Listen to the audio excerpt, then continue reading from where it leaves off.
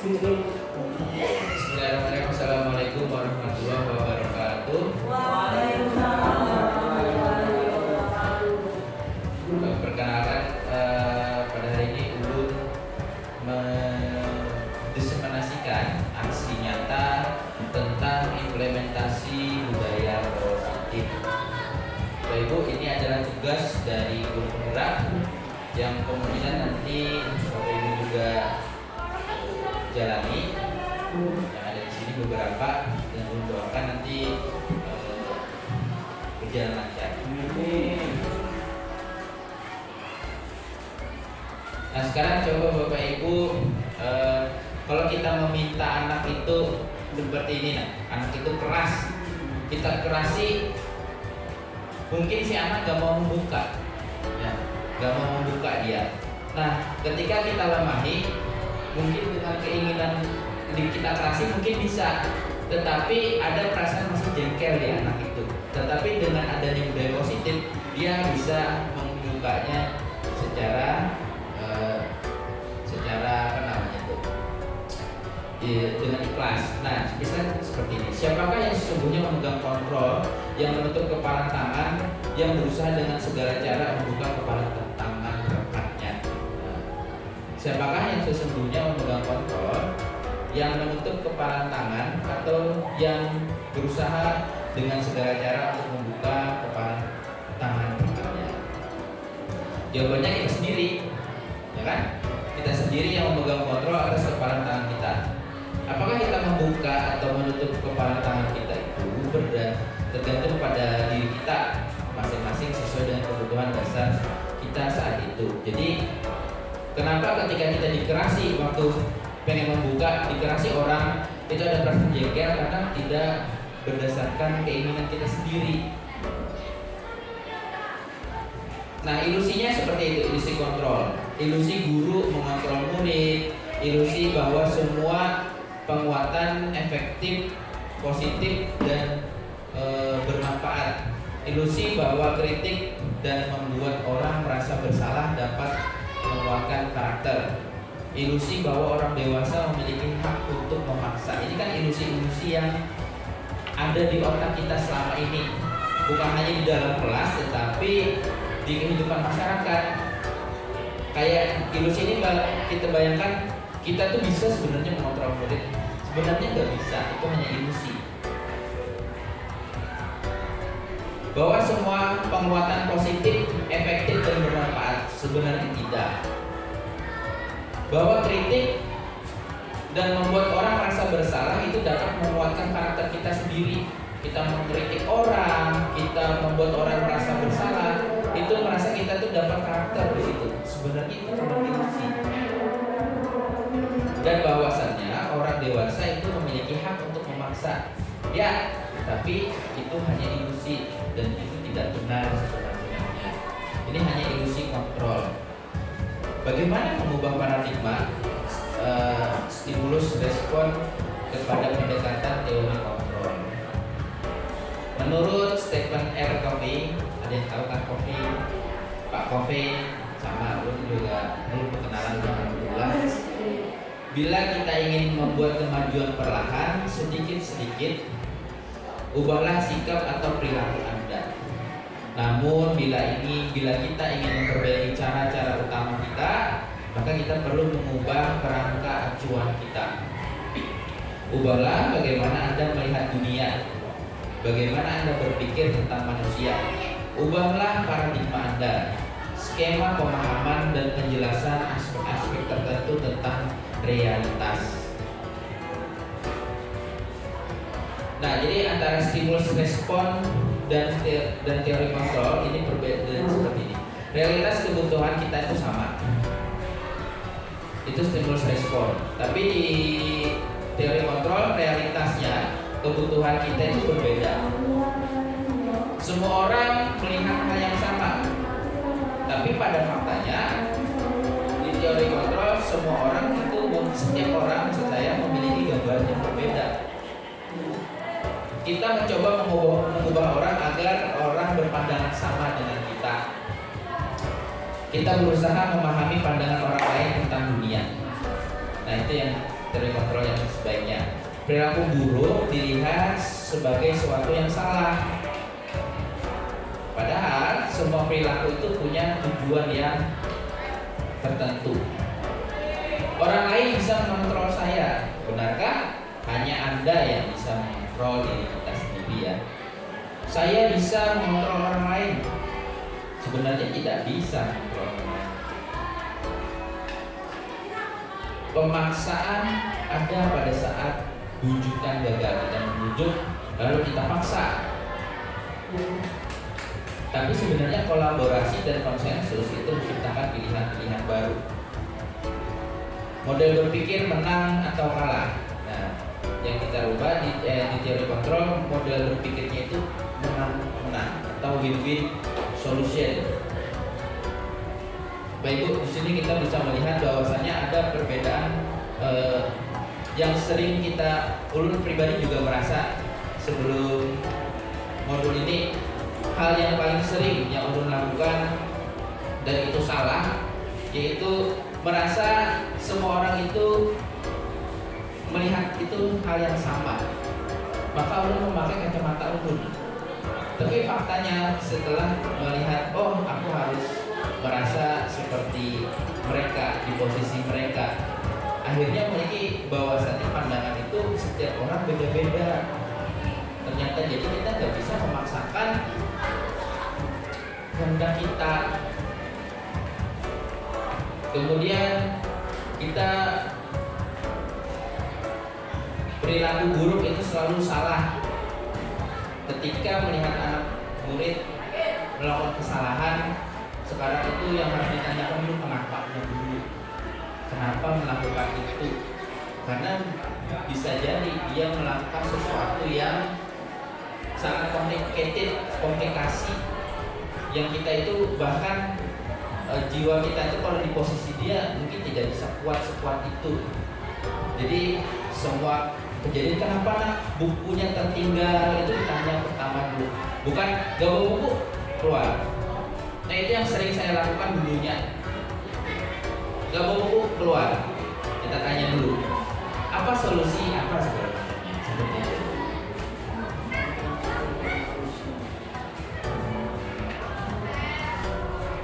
Disiplin, di mana ada kemerdekaan, disitulah harus ada disiplin yang kuat. Ini dari founding father Ki Hajar Dewantara. Sungguh pun disiplin itu bersifat self disiplin, yaitu kita sendiri yang mewajibkan kita dengan sekeras-kerasnya. Tetapi itu sama saja, sebab jikalau kita tidak cakap melakukan self disiplin, wajiblah penguasa lain yang mendisiplinkan kita. Dan peraturan demikian itulah harus ada di dalam suasana yang merdeka. Lalu bagaimana perlunya motivasi pelaku untuk menghindari ketidaknyamanan atau hukuman, untuk mendapatkan imbalan dan atau penghargaan orang lain, untuk menjadi orang yang mereka inginkan dan menghargai diri sendiri dengan nilai-nilai yang mereka percaya. Jadi motivasi seperti ini perlu, motivasi perilaku ini perlu agar ketidaknyamanan mereka itu meyakini yang mereka lakukan itu kemungkinan melanggar keyakinan, melanggar ketentuan yang ada. Jadi bukan mungkin khususnya kalau semua bertemu dengan anak murid yang lagi berkelahi, jika dia itu merasa saling benar, itu nabu. Nah itu berawal dari sini. Berawal dari mereka itu tidak merasa meyakini nilai yang salah. Mereka meyakini semua yang mereka lakukan benar. Nah, ada 3. Yang pertama itu hukuman, konsekuensi, dan restitusi. Hukuman bersifat tidak terencana atau tiba-tiba. Anak atau murid tidak tahu apa yang terjadi dan tidak dilibatkan. Hukuman bersifat satu arah. Sedangkan konsekuensi bersifat terencana, sudah disepakati, sudah dibahas dan disetujui oleh murid dan guru. Sedangkan restitusi adalah proses menciptakan kondisi bagi murid untuk memperbaiki kesalahan mereka sehingga mereka bisa kembali kepada kelompok mereka dengan karakter yang lebih kuat. Jadi ketika hukuman itu sifatnya menindak satu arah, ada konsekuensi. Yang ulun lakukan dulu itu konsekuensi ini aja, satu konsekuensi ini. Kita sudah menyepakati ini, kamu berarti salah kan ya? Aturan kita kan begini. Ternyata masih ada versi yang lebih bagus daripada konsekuensi, yaitu yang namanya restitusi. Nah, restitusi ini yang lebih kuat daripada konsekuensi. Dulu ulun meyakini hukuman itu paling bagus di awal tahun mengajar, 3-4 tahun mengajar. Itu hal yang paling bagus adalah hukuman, punish and reward. Ternyata setelah merasa anak itu sangat complicated, baru berubah ke arah konsekuensi. Ternyata saya merasa itu bagus, ternyata belum, masih ada yang lebih bagus lagi, ya ini tadi restitusi.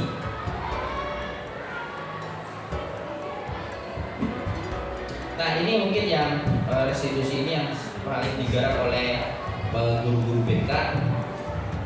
Jadi hukuman itu sesuatu yang menyakitkan dan harus terjadi.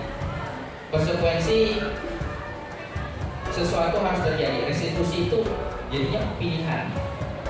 Tidak nyaman untuk murid atau anak untuk jangka waktu panjang. Jadi di konsekuensi tidak nyaman untuk murid untuk jangka waktu yang pendek, tetapi dengan restitusi itu menguatkan waktu murid dalam waktu yang panjang. Korban di hukuman, korban mendapatkan keadilan. Korban bisa diabaikan di konsekuensi. Di restitusi, korban itu mendapatkan ganti. Di hukuman, murid pasti akan tersakiti. Di konsekuensi, murid merasa tidak nyaman. Tetapi di restitusi, murid mendapatkan penguatan. Ya. Di hukuman, perilaku pasif agresif itu meningkat. Di konsekuensi, penguatan hanya bertahan dalam jangka waktu yang pendek. Di restitusi, masalah itu terpecahkan. Kenapa? Karena di restitusi itu kita mencari solusi bersama siswa dengan atas apa yang sudah mereka lakukan.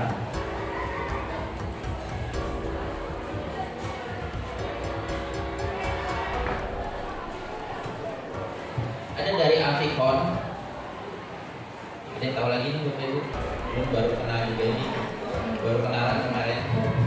Saat kita berulang kali menjanjikan hadiah kepada anak-anak agar berperilaku bertanggung jawab, atau kepada seorang murid agar mempelajari sesuatu yang baru, atau kepada seorang karyawan agar melakukan pekerjaan yang berkualitas, kita sedang berasumsi mereka tidak melakukannya, atau mereka tidak akan memilih untuk melakukannya. Jadi ketika kita mau berikan menjanjikan hadiah, sebenarnya kita itu berasumsi mereka itu gak bisa melakukan itu, atau mereka tidak akan memilih untuk melakukannya karena tidak mau. Asumsinya seperti itu. Lalu mengapa kita memiliki peraturan tentang penggunaan helm pada saat mengendarai kendaraan bermotor berdua, ya atau bego? Kenapa ada peraturan itu? Mengapa kita memiliki peraturan tentang penggunaan masker, mencuci tangan setiap saat? Mengapa kita juga perlu melakukan vaksin? Nah, pertanyaan-pertanyaan seperti ini.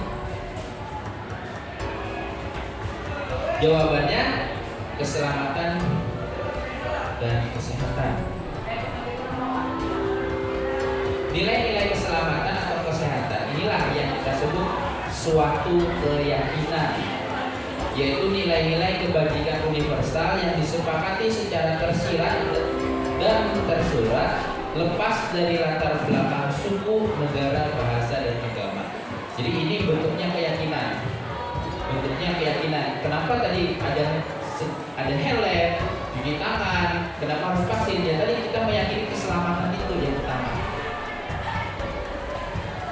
Meyakini keselamatan. Nah itu nilai-nilai kebajikan. Keyakinan seseorang akan lebih memotivasi seseorang dari dalam. Jadi kita meyakini Jadi itu akan memotivasi kita. Seseorang akan lebih tergerak dan bersemangat untuk menjalankan keyakinannya daripada hanya sekedar mengikuti serangkaian peraturan tertulis tanpa makna. Murid-murid pun demikian, mereka perlu mendengarkan dan memahami arti sesungguhnya tentang peraturan-peraturan yang diberikan. Apa nilai-nilai kebajikan di balik peraturan tersebut? Apa tujuan utamanya? Dan menjadi tidak tertarik atau takut sehingga hanya sekedar mengikuti serangkaian peraturan yang mengatur mereka tanpa memahami tujuan mulianya. Maksud dulu di sini, Bapak Ibu, kita sering membuat peraturan banyak, tapi dia kan siswa itu tidak terlibat di dalam situ. Lalu dia bingung, ini potong rambut pendek ini untuk apa? Kita tidak boleh kuku panjang untuk apa? Nah, kenapa segala macam? Itu tidak dijelaskan secara detail. Apa sih nilai-nilai keyakinannya? Padahal kan kuku panjang itu keyakinannya adalah memberikan dia keselamatan, kesehatan, segala seperti itu. Nah, maksudnya itu jadi dengan adanya peraturan, mereka itu dilibatkan untuk mencari apa sih nilai-nilai kebajikan yang ada di dalam peraturan itu. Bukan hanya mereka yang menjalani.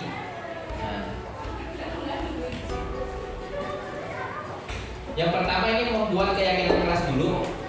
Jadi langkahnya membuat keyakinan kelas. Pertama, murid-murid di kelas itu mencurahkan pendapat tentang peraturan yang perlu disepakati. Jadi waktu kemarin itu angkatannya si siapa? Keyakinan kelas ini mereka memang curhat benar-benar curhat. Tuliskan tapi tentang bagaimana sih kelas yang kalian inginkan. Jadi keyakinan kelas itu kemudian dibentuk dengan kalimat positif dulu. Tujuan tinjau ulang keyakinan kelas bersama lalu ditandatangani seluruh warga kelas. Maksud saya ketika mereka membuat keyakinan kelas jangan menggunakan kalimat negatif. Kayak Pak, kalimat negatif itu saya tidak membuang sampah sembarangan. Nah, di keyakinan kelas jangan ditulis saya tidak, tetapi menjaga kebersihan. Sangat seperti itu. Jadi kalimat positifnya harus diutamakan. Saya tidak terlambat. Nah, itu kita perbaiki nanti ditinjau ulang. Bukan tidak terlambat ya nak ya, hadir tepat waktu. Nah, seperti itu.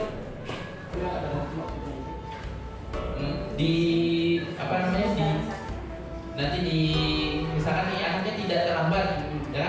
Nanti kalimat yang sebaiknya seperti ini diputarkan, tidak hadir tepat waktu. Hadir tepat waktu itu artinya tidak terlambat. Jadi adanya peninjauan ulang. Peninjauan ulang itu bukan kita coret terus kita gantikan, tetapi kita kuatkan sekalian. Jadi kemudian diletakkan di dinding, ditempel, ditempel di tempat yang mudah dilihat semua warga kelas. Jadi ketika dia itu meyakini itu adalah kelas yang mereka inginkan, mereka sebenarnya merasakan oh ini sudah keyakinannya saya. Yang seperti ini persis rangkaiannya ditulis. Kemudian kebutuhan dasar manusia itu ada 5. Yang pertama kasih sayang dan rasa diterima, love and belonging. Kemudian kekuasaan, power. Kemudian bertahan hidup, survival, kesenangan, fun, dan kebebasan. Ini kebutuhan dasar manusia. Kalau dulu yang di otak kita, angkatan kita pasti kebutuhan manusia itu sandang, pangan, papan. Ya, ternyata kebutuhan dasar manusia itu tidak itu. Kebutuhan dasar manusia itu 5 ini. Kita punya sandang pangan kok masih bisa, ada yang tidak bersyukur segala macam. Ternyata 5 inilah yang jadi bahan pokoknya.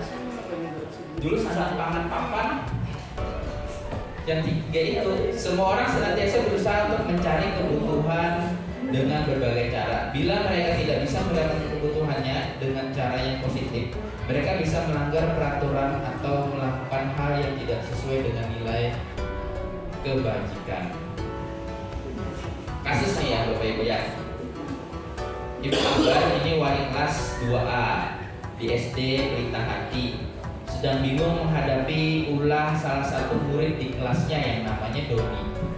Beberapa anak di kelas 2A telah datang padanya untuk mengeluhkan Doni yang seringkali meminta bekal makan siang mereka dengan paksa. Jika Anda menghadapi situasi seperti Ibu Ambar, apa yang akan Anda lakukan? Menurut Anda, kira-kira apa alasan Doni melakukan itu? Nah, ini ada pertanyaan nih. Coba di dulu ya. Kita pikirkan dulu. Ya. Bu Ambar, guru wali kelas 2A. Jadi dia bingung nih. Doni ini selalu meminta bekal makan siang, tapi dengan paksa oleh teman-temannya. Lalu kira-kira kalau kita jadi Bu Ambar, apa yang akan kita lakukan? Dan kira-kira apa alasan Doni melakukan itu? Dari tadi itu nih, dari kebutuhan dasar manusia ini kita bisa sangkut pautkan. Kenapa dia melakukan itu?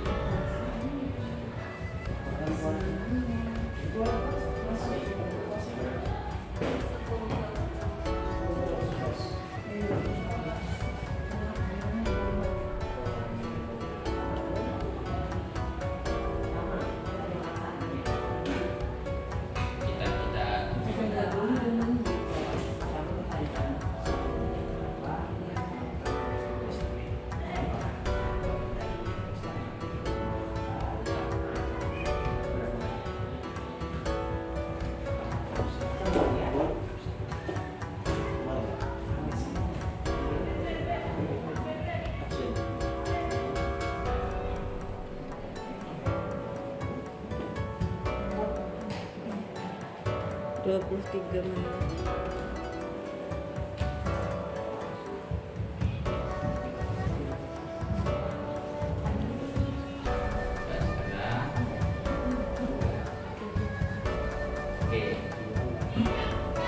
Izin duduk Bapak Ibu.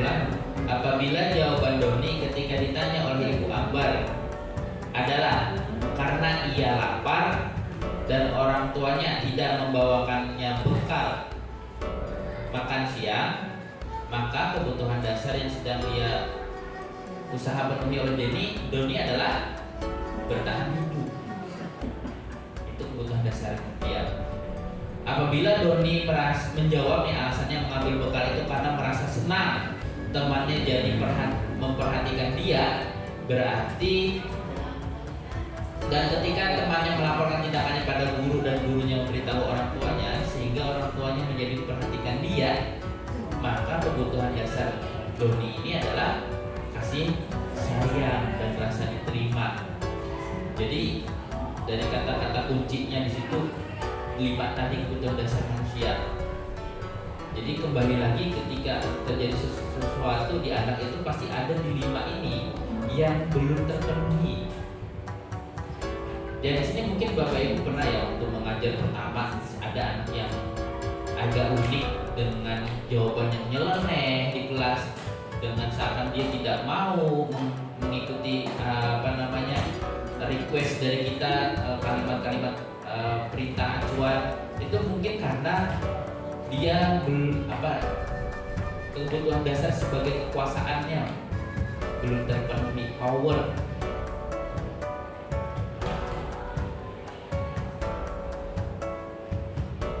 Lanjut lagi, apabila jawaban Doni adalah dia merasa hebat karena temannya jadi takut dan menuruti keinginannya, maka sebetulnya Doni sedang berusaha memenuhi kebutuhan dasarnya yang kekuasaan supaya takut. Bila jawaban Doni dalam kasus di atas adalah bahwa dia bosan dengan bekal makanan yang dibawa oleh ibunya. Ya, siapa tahu kan telur ya, telurnya mata sapi ya tiap hari lah. Kan cara telurnya dikasih diganti jadi dadar kah ya. Si daging enak. Karena ibunya selalu membawakan bekal yang sama. Oleh karena itu dia ingin coba makanan teman-teman yang beraneka ragam. Maka Doni sedang berusaha memenuhi kebutuhannya akan kebebasan. Kan dia bebas coba-coba. Nah, kemudian bila Doni menjawab bahwa ia melakukannya karena iseng. Nah, ini kayaknya iya ini. Ya benar ini. Dan ia ingin menikmati ekspresi wajah teman-temannya kesal karena diambil makanannya, dan menurut dia ekspresi teman-temannya itu lucu. Maka berarti Doni sedang berusaha memenuhi kebutuhannya akan kesenangan. Dia cuma senang aja. Dan semuanya nangis dia senang gimana? Itu kesenangan. Jadi ada kekuasaan sudah, kemudian kesenangan nih, survival, bertahan hidup, merasa diterima.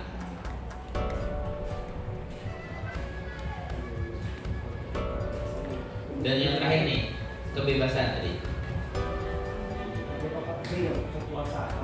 Kekuasaan, kasih sayang, kesenangan, bertahan hidup, dan kebebasan. Itu 5 itu kebutuhan dasar.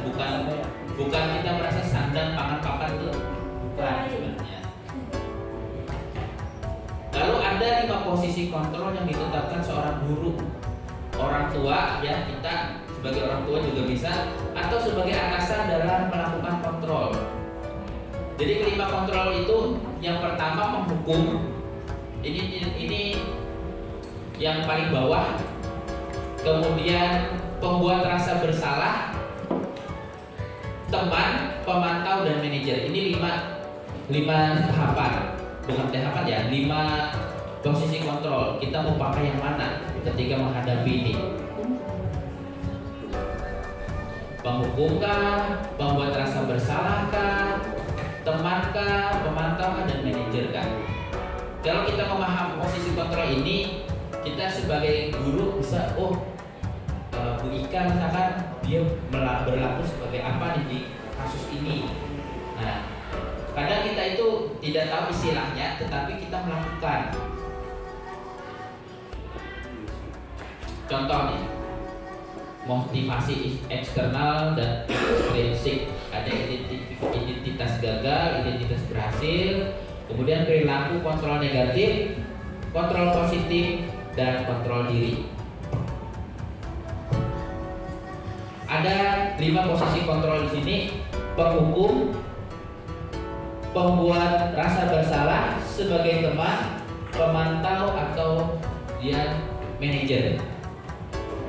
Yang pertama, guru berbuat nih, menghardik, menunjuk-nunjuk, menyakiti, menyindir. Itu tindakan guru yang memiliki kontrol penghukum. Membuat orang merasa bersalah, dia berceramah menunjukkan kekecewaan yang mendalam. Sayangnya kita sedikit lagi misalkan. Nah, itu adalah kontrolnya membuat orang merasa bersalah. Tidak ada yang salah dari 5 ini Bapak Ibu, namun ada tergantung situasi dan kondisi. Kemudian sebagai teman itu membuat alasan-alasan untuk murid-muridnya. Pemantau menghitung dan mengukur.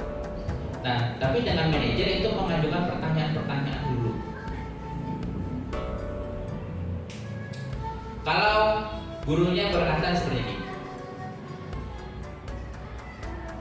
ini bagian dari yang itu ya Bapak Ibu yang di atas lah. Jadi kalau dia berkata, kalau kamu tidak melakukannya, saya akan. Nah, itu dia mengambil posisi kontrol.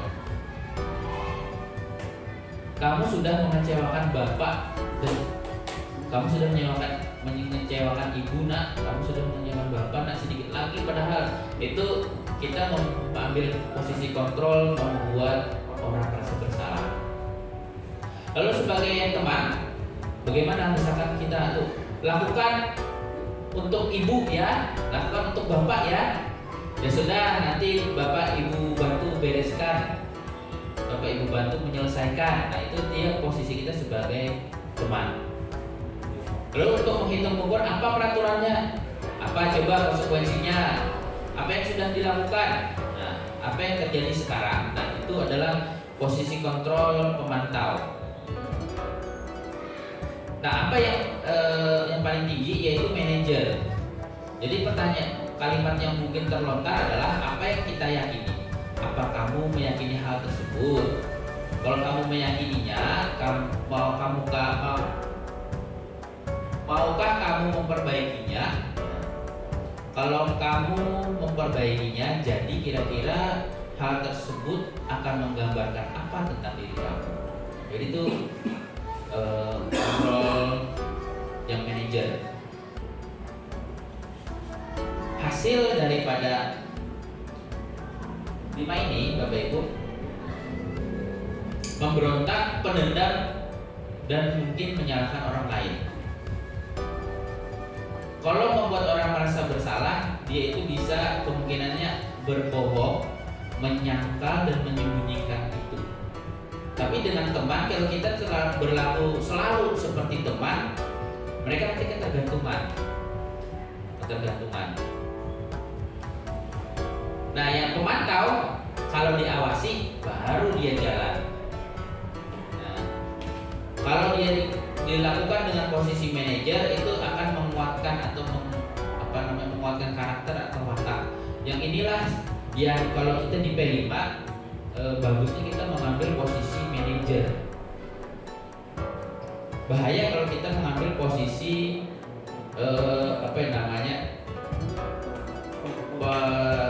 teman ya, khususnya. Nanti dia ketergantungan dan tidak kreatif.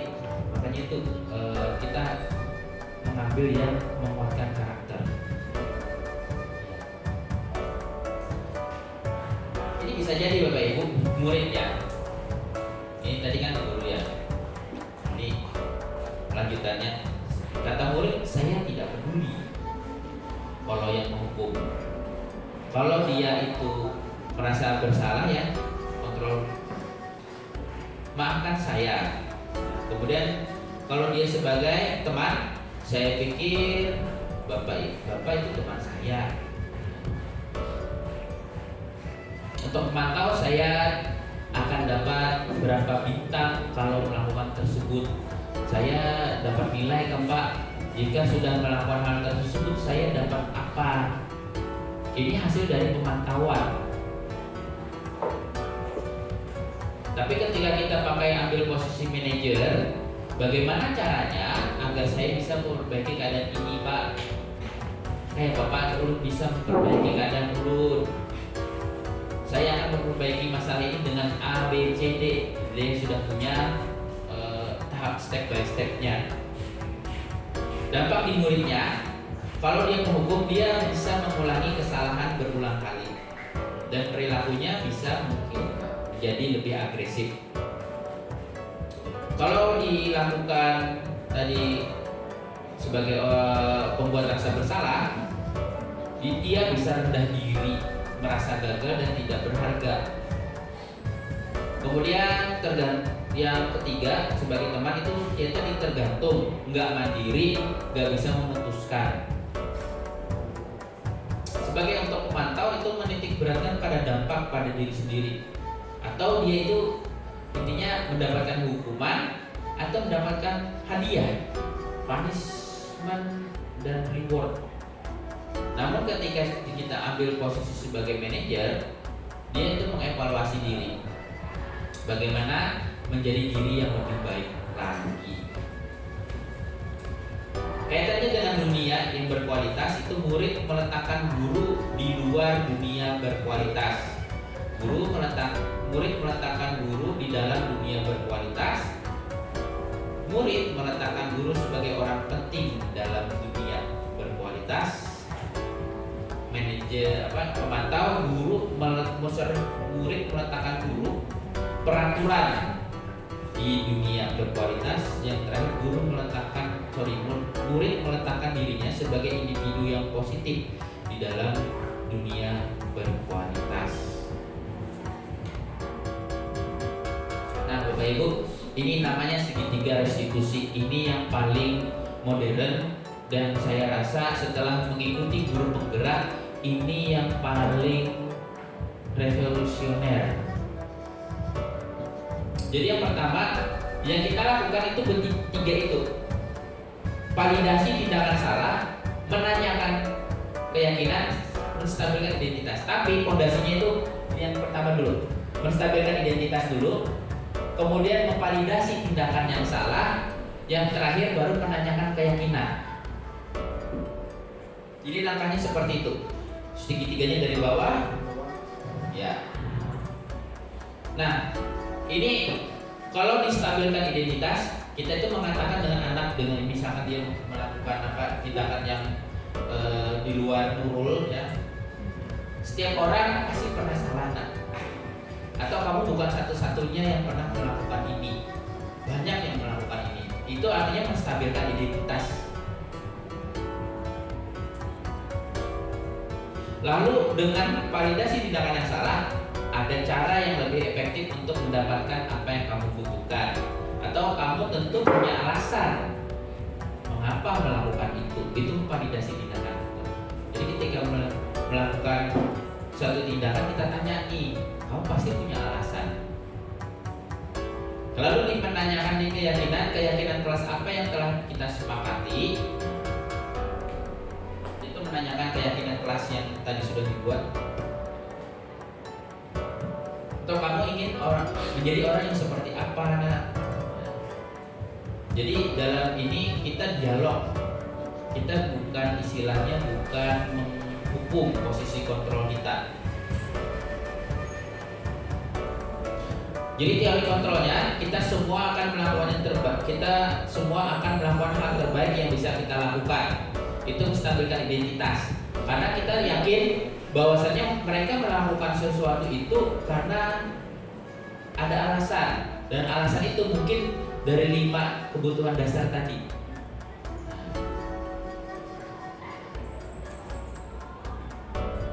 Nah, Bapak Ibu, ulun merasa tentang modul 1.4 ini saya cukup menyampaikannya, karena ini sesuatu yang menurut ulun pribadi luar biasa. Guru penggerak itu bukan mengajarin kita sesuatu yang rumit, tetapi cara mengubah perilaku kita dan mengubah pola pikir pada itu.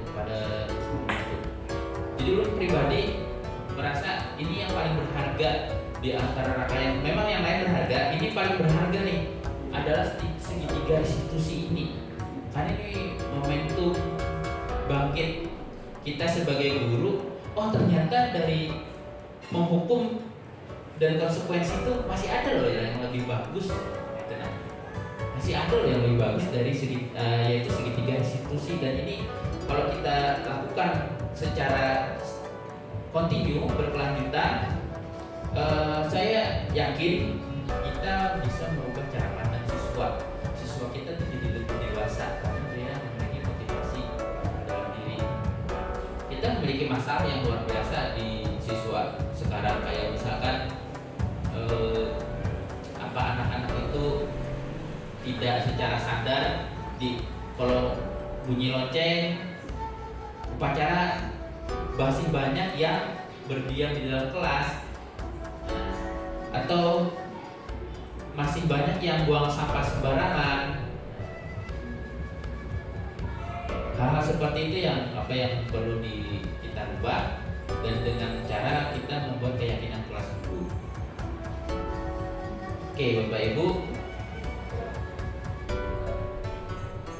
dari paparan ulun kira-kira apakah ada yang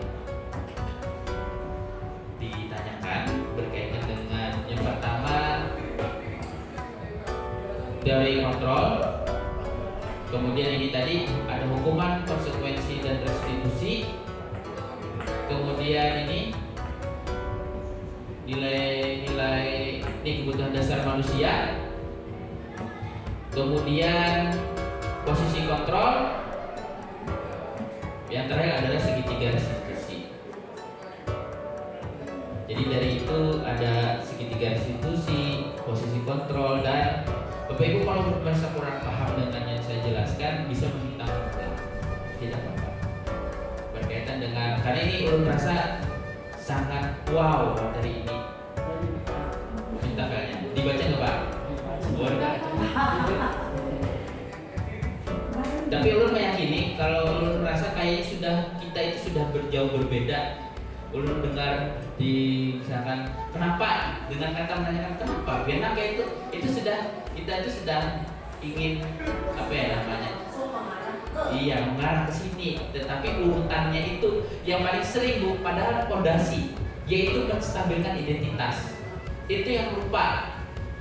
Kenapa nak? Ulun dari Bunekan aja, ulun ingat dulu diajar itu Bunekan itu pasti menanya kenapa nak, itu dulu pertama kenapa nak. Nah, itu alasan itu kan jadi kita punya pertimbangan kita, tetapi di segitiga restitusi kita perlu menstabilkan identitas dulu. Itu nggak apa-apa, semua orang juga pernah melakukan hal yang salah. Kemudian kenapa sih melakukan itu? Ini dia ngomong cerita, berarti kalau keyakinan kelas yang telah disepakati itu apa? Udah sesuai dulu dengan keyakinan kelas yang dibuat. Kalau belum kan belum. Kalau sudah ya sudah apa aja. Tapi kalau dia melakukan kesalahan nggak mungkin dia katakan sudah itu. Nah seperti itu Bapak. Yang ulun pantaukan yaitu ini tadi kita posisi kontrol. Kadang kita membuat diri kita itu merasa jadi teman anak itu bagus. Yang paling bagus ternyata yang paling bagus itu masih ada, yaitu manajer. Kalau cuma memantau kurang cocok, ya kurang cocok.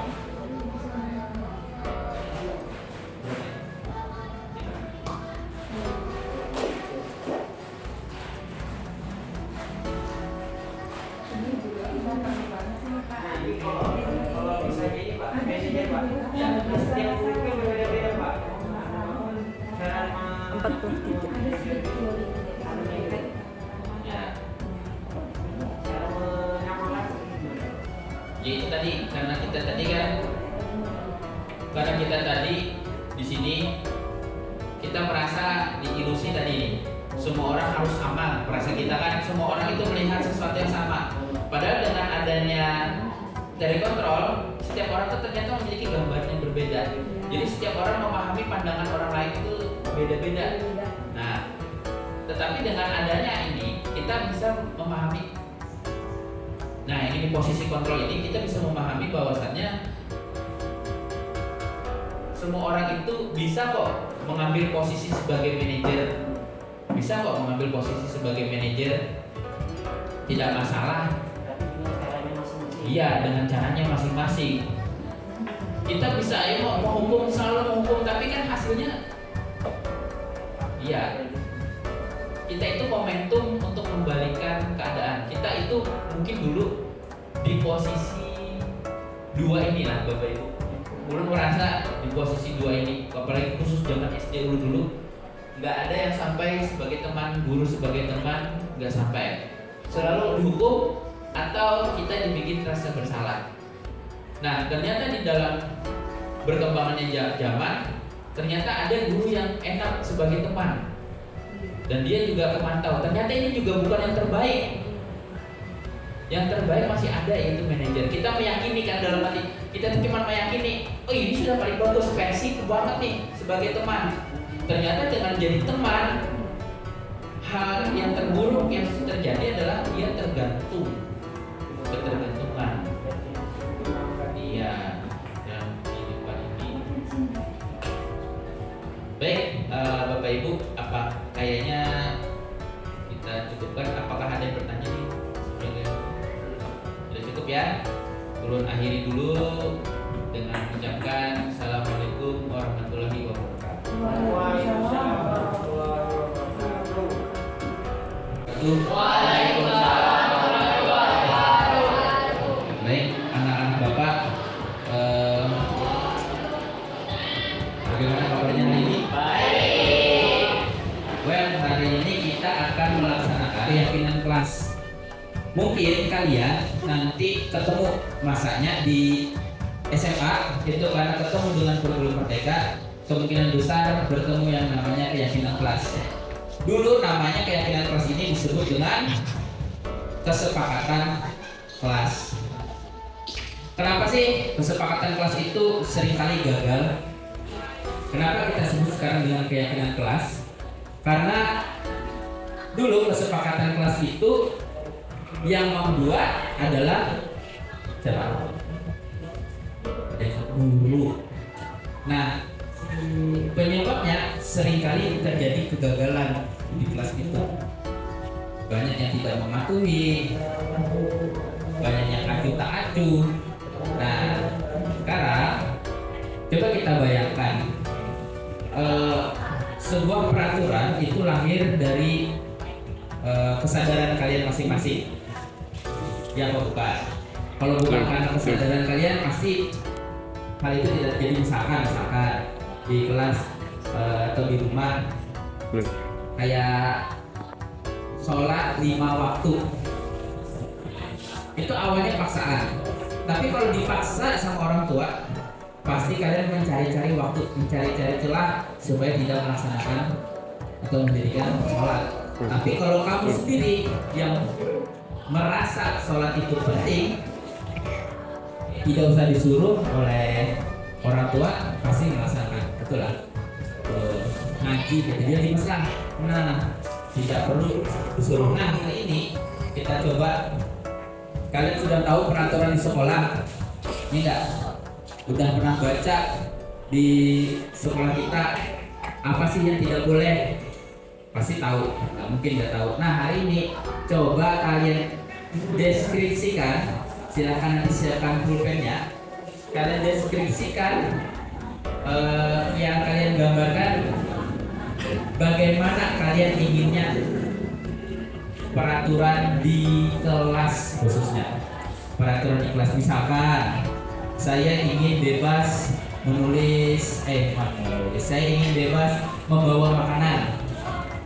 Lu hendak belajar sambil makan nasi padang. Nah, misalkan bisa dibayangkan belum? Ya, jadi kalian menulis apa sih keinginan kalian di kelas? Apa sih keinginan kalian? Apa sih maunya kalian di kelas itu? Itu ya, paham ya? Nah, Bapak akan berikan sticky note pada kalian. Boleh kalian ambil 2 atau 3 dan nanti kalian tuliskan.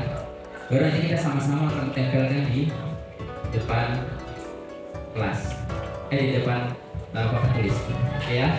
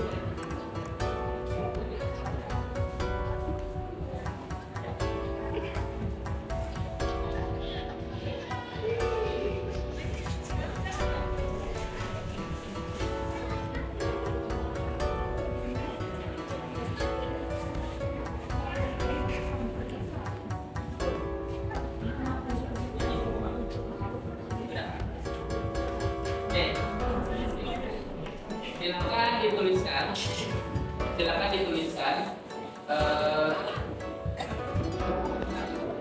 keinginan atau keyakinan kelas yang kalian tahu. Tadi sudah Bapak berikan contoh, saya pengen sepatunya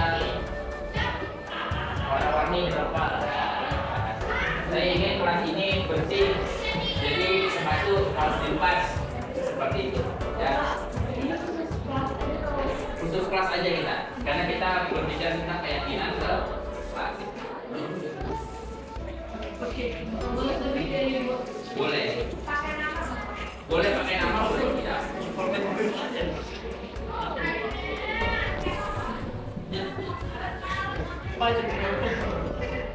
Bapak akan berikan waktu 6 menit. 6 menit ya. Dimulai dari sekarang.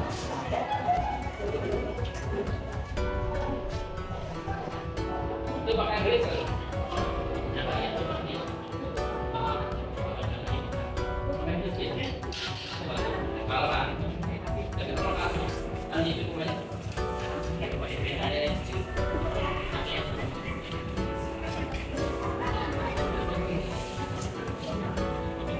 Beb,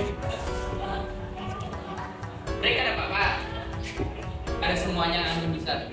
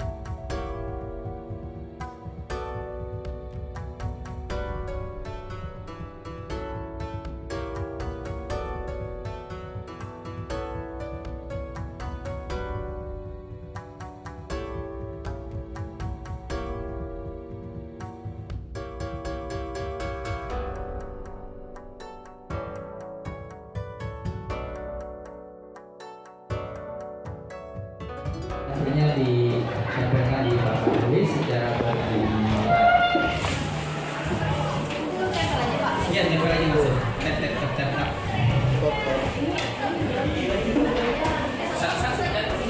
Berdekatan aja biar bersambung nggak itu? Iya. Ya.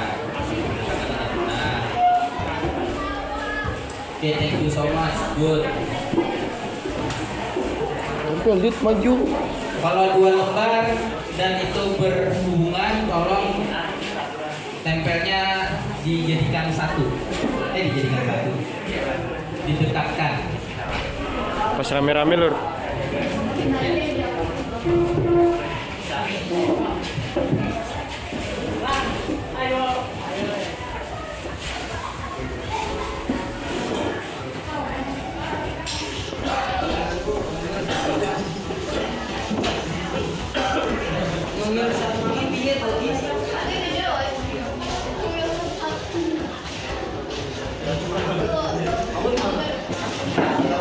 Yang paling dibaca nggak di sini, teman-teman sini. Ya boleh. Terus dilinjak tuh saya tadi minta asi. Hah? Asi anjay. Siapa? Iya.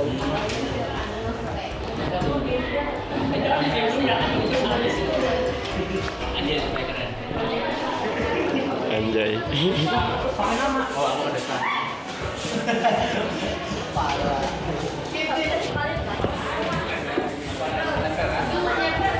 Keyakinan kelas yang kalian ingin itu. Nama tidak Bapak sebutkan ya. Rul. Saya ingin duduk kelas di acak. Dan saya ingin saat belajar boleh minum. Oke ya, jadi tempat duduk itu di acak ya. Berarti jangan mukanya diacak lah berarti. Saya ingin di kelas lepas sepatu. Waduh, mantap. Agar pembelajaran lebih nyaman dan mudah mengerti. Dan bebas makan permen walau sedang pembelajaran agar terasa lebih nyaman. Bip bip bip. Bip. Saya ingin selalu disiplin dan adil untuk melaksanakan tiket sesuai jadwal. Ayo, ini orang-orang rajin tiket nih. Dan saya ingin agar memberi sanksi kepada siswa yang mencoret-coret meja dan merusak fasilitas sekolah benar ini. Mencoret meja, mencoret itu tindakan vandalisme. Nah, itu tindakan vandalisme. Bahkan itu ada undang-undangnya. Kalau kamu melakukan vandalisme di publik tempat-tempat umum, itu kalian bisa dipenjara dan dikenai hukuman. Saya ingin kelas menjadi yang terkompak, kompak. Ingin udah jelek. Oh ya, kipasnya sudah jelek. Saya ingin tambahkan kipas angin. Oke. Tidur saat jam pelajaran, makan sambil belajar. Ini kadang belajar namanya. Saya pengen kipas angin. Banyak kipas angin ya. Meja jangan dicoret. Ingin harga atribut diturunkan. Oke. Fasilitas olahraga seperti gor ada. Insya Allah setelah kalian lulus. Ya elah. Dibangun aula gor yang cukup luas untuk olahraga bisa, untuk main tenis meja, bulu tangkis ada. Bersama ada yang tersonggeng nih. Saya ingin semua murid melakukan piket kebersihan tanpa paksaan. Benar nih. Masya Allah. Yang ada kuningnya tuh.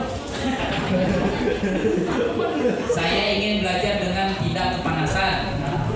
Ya, nanti disediakan kulkas ya. Saya ingin kelas memiliki rak buku. Masya Allah. Tapi itu gimana biasanya? Kayaknya udah futuristik ya itu rak bukunya. Cuman belum dipergunakan dengan sebaik mungkin ya. Saya ingin kelas ini selalu bergotong royong saat ada kegiatan. Nah ini benar. Harus kompak, jangan berkelahi satu sama lain. Bagus sekali ini. Saya ingin kelas ini memiliki rak sepatu agar debu dari luar tidak masuk. Saya ingin kelas ini agak banyak nih. Saya ingin terlihat bersih kelasnya. Ingin seluruh pelaku di dalam kelas mengerjakan tanggung jawabnya untuk melakukan piket kelas. Nih piket nih. Saya ingin pelaku dalam kelas saat membayar iuran. Ingin kelas terlihat rapi. Saya ingin kelas ini selalu memegang stempel kelas. Oh maksudnya di kelas ini harus yang terbersih dan menjadi kelas yang solid. Saya ingin kelas ada AC-nya, amin. Amin. Saya harap untuk semua guru kalau sudah waktunya istirahat harap untuk mengajar. Ya. Saya ingin kelas terlihat bersih, kompak. Nah, ingin kelas memiliki pojok baca. Jadi saat jam kos menggunakan banyak mantul. Saya ingin belajar dengan meja dan kursi yang bagus dan nyaman. Siswa ingin kelas ini bersih dengan cara melaksanakan piket yang sudah dijadwal, tidak ada perkelahian. Saya ingin kelas ini tidak ada kasus apapun. Di piket juga sama. Saya ingin jika ada yang makan di kelas, sampahnya tidak dibuang sembarangan. Ini wah. Saya ingin belajar dengan tenang pada saat jam pelajaran matematika, ya. Ini rak buku, ini piket. Saya ingin di kelas diperbolehkan bawa HP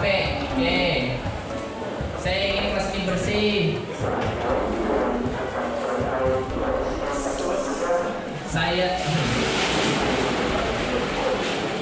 dalam menjaga kompak menjaga kebersihan piket dan buang sampah pada tempatnya, tidak ada razia rambut selagi masih berpenampilan rapi, kelas bersih sehingga siswa di kelas dapat menggunakan sendal, diizinkan makan dan minum saat pelajaran asalkan tidak mengganggu jam pembelajaran dan tidak serta memperhatikan apa yang disampaikan guru.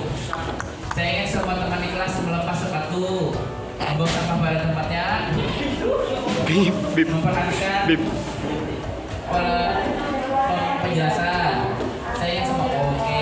Jadi intinya semua di sini berbicara tentang satu kedisiplinan, disiplin tentang waktu untuk gurunya ya, kemudian disiplin pada kalian yang kena jadwal piket. Itu satu.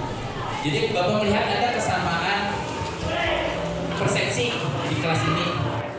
Semuanya ingin kelas ini yang terbaik, ya enggak? Ya. Enggak ada tuh yang Bapak nulis aneh-aneh di sini. Saya ingin kelas ini hancur berantakan. Enggak ada. Itu apa? Artinya kalian sudah mendengarkan keinginan semua teman-teman kalian. Satu kesamaan yaitu kelas kalian menjadi yang terbaik, bersih dan disiplin. Nah, untuk fasilitas-fasilitas nanti akan ditambahkan setelah kalian biasanya ya, untuk AC sampahnya tetap tidak bisa karena Susah.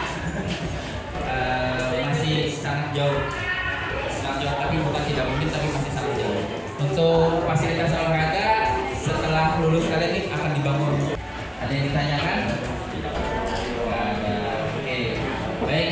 Nampaknya Bapak cukupkan tentang apa sih itu dan bagaimana sih proses membuat keyakinan kelas. Ya. Angkat-angkatnya biar dipotong. Sebaiknya seperti itu, memang seperti itu. Jadi kan kalian mendengar nih, rules-nya dari teman-teman kalian pun dengar. Jadi sebenarnya itulah kesepakatan yang dibuat. Nah seperti itu yang disepakati. Dari beberapa orang kan tadi pengen tiketnya sesuai jadwal.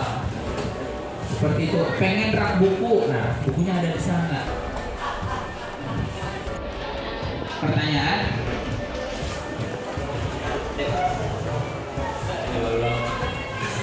Boleh kalau memahami proses, memahami apa itu keyakinan kelas, tolong angkat jempolnya ke atas.